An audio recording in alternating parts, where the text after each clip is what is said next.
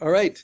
So as long as my shapes are contained that I'm digital coloring, you'll see that on their own layer, on my cheese layer, right, they can be these really complex shapes, but they're just filling in between my vector outlines. So that's another reason to do vector outlines, so that your coloring shapes are really, really clean. Now, what if I want this shape to have a different local color in it, right? Well, I just use my paint bucket and I hold down Option and I select a different color. I'll do one that's a gray from my basics, right? And then as long as it's in a contained shape like this, I can replace it. Maybe I'll replace it with this one.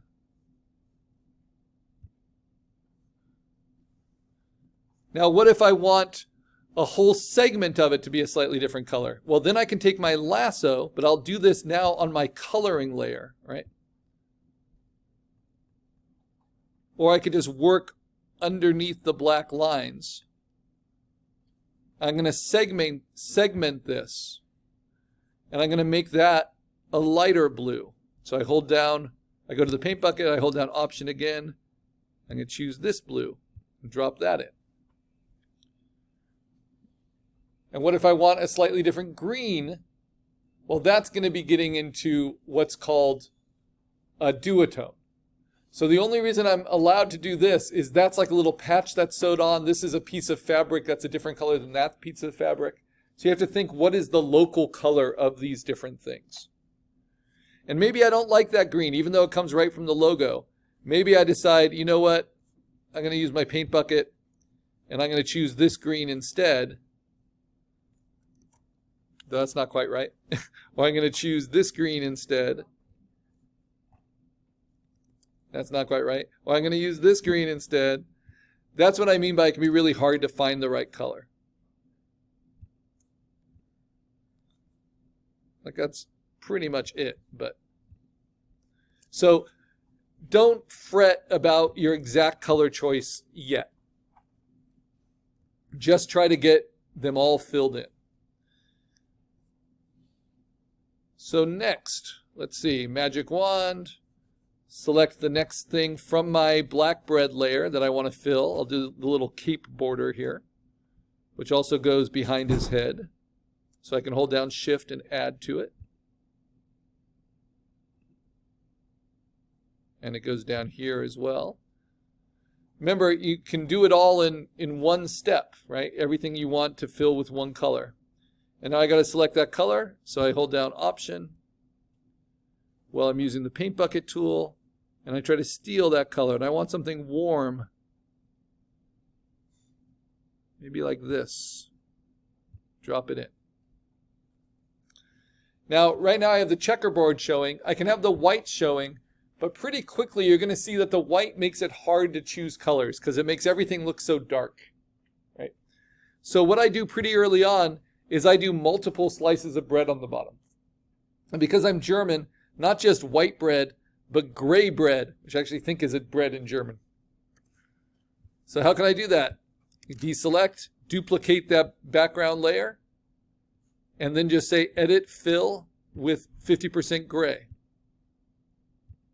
Because just like our logos, we want our spot illustration to look good on black, on white, on gray. And now I'm going to lock that one, because I only want to leave the layer I'm adding color to unlocked. And now those colors don't look so dark anymore, right? But I might want to lighten it up. So what can I do? I can hold down Option, select this color, and even though it might not match one that I found in my reference, maybe I just push it to the left a little bit, push it to the right a little bit. To me, it's a much better way of choosing color than just using this on its own, right? Because that's just too many options. So I start with what's given to me as an option. And I'm inspired by Art Deco, so I could find Art Deco stained glass windows That's kind of the modernism. That's kind of what I'm building up here. All right, next I want a really light color. When you want light colors, I want to try to get you not to use white.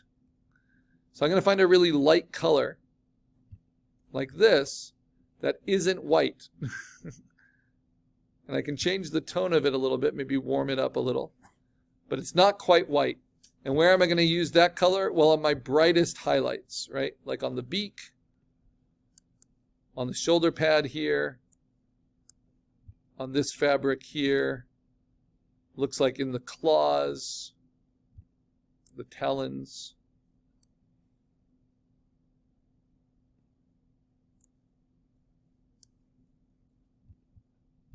Is there anything on the sword? Maybe this part of the sword.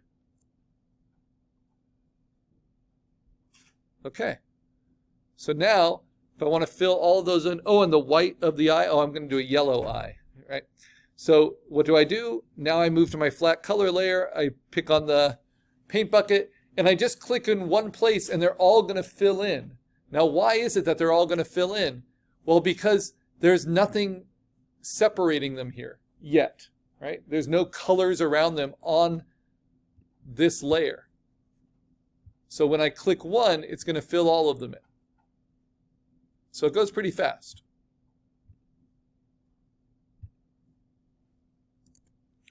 But don't use solid white. That's going to help us with our later coloring. Just go a little bit off. Go a little creamy or a little cool white, but not in the full corner, just off a little bit. Okay, now those bright yellows.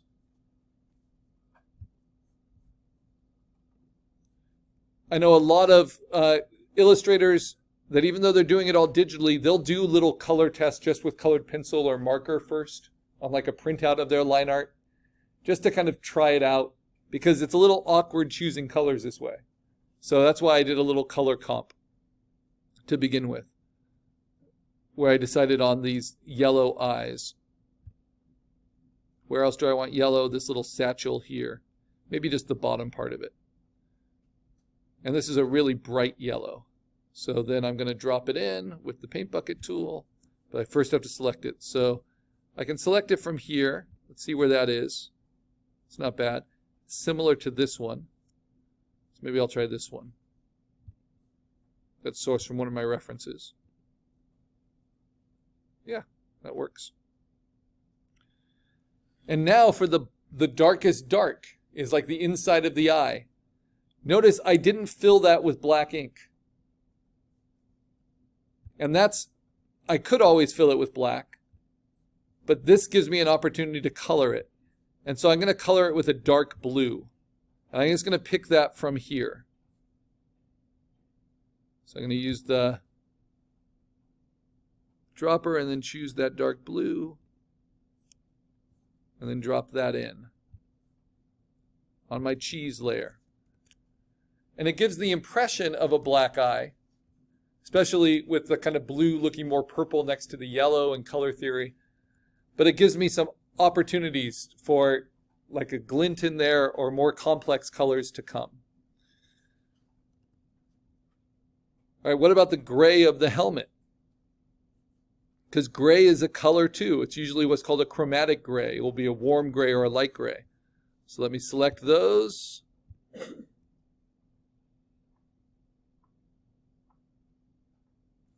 And when you're having trouble with the magic wand, it's going to be the white head of the magic wand is where it selects from.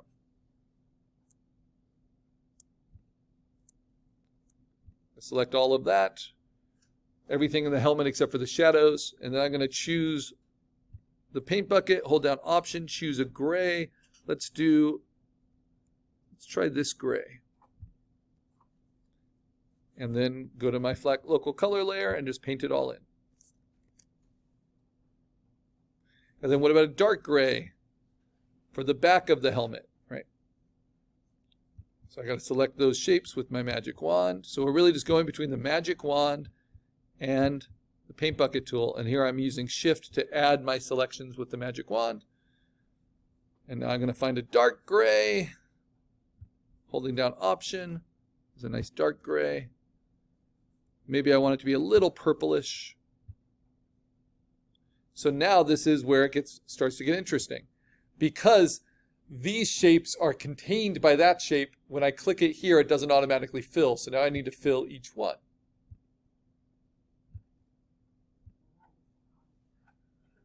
Right. And on white, it looks like that. But on gray, it looks like that. And with black, it looks like that. It's just flat color. Now I need a darker version of this for the inside of the hood. So that's going to be a dark shape. And none of these really made it. I guess that kind of made it into my color comp. So I need to use the magic wand, select that. Then paint bucket. Then option, find a color. Let's see. Let's go for this dark brown.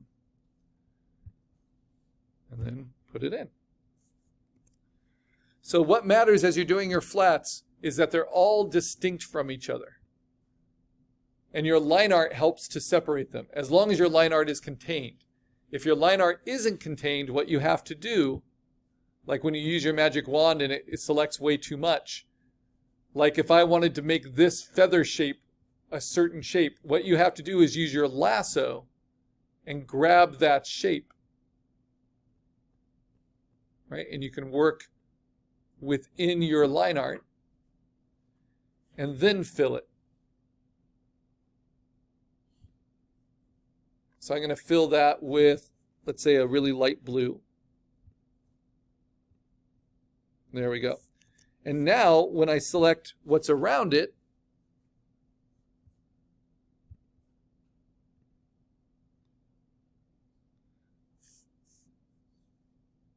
and I fill that in, the blue of the wing, the blue of the feathers. I think that's mostly where that blue is. The hilt of the sword. Not the hilt, but on the scabbard. All right, let's pick a blue. It's going to be a light blue. Maybe I steal that from Captain America. There he is. A nice retro light blue. And I drop it in. And you see how even though I selected around it here, because it was already filled in here, it fills in around it. So how is that different? Well, this didn't have line art around it, so I had to kind of separate that out individually. That's how you can kind of plug in gaps if you don't have contained line art, right?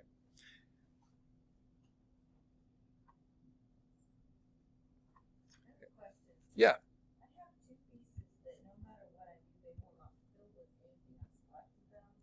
I tried to fill them, but those Okay. spots will not select. Okay. I will come and troubleshoot. So we're going to keep filling these in. So what's next? I'm going to do the armor at the sleeve. I've selected it there. I'm going to select it here. Anywhere else I can use that gray. The handle of the sword. This parcel here. I'm going to make it all the same color. Remember, everything gets filled in with some sort of light or dark color. Go to the paint bucket, choose the color, and then drop it in. And if you change your mind, you can replace them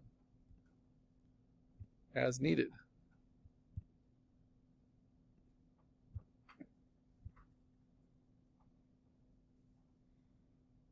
All right.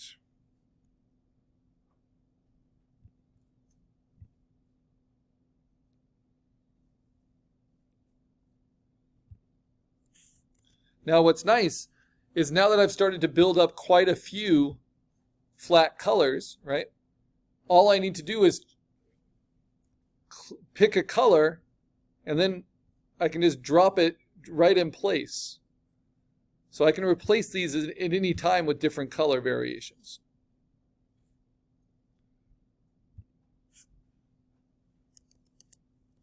Okay. What still needs to be filled in? The gray helps you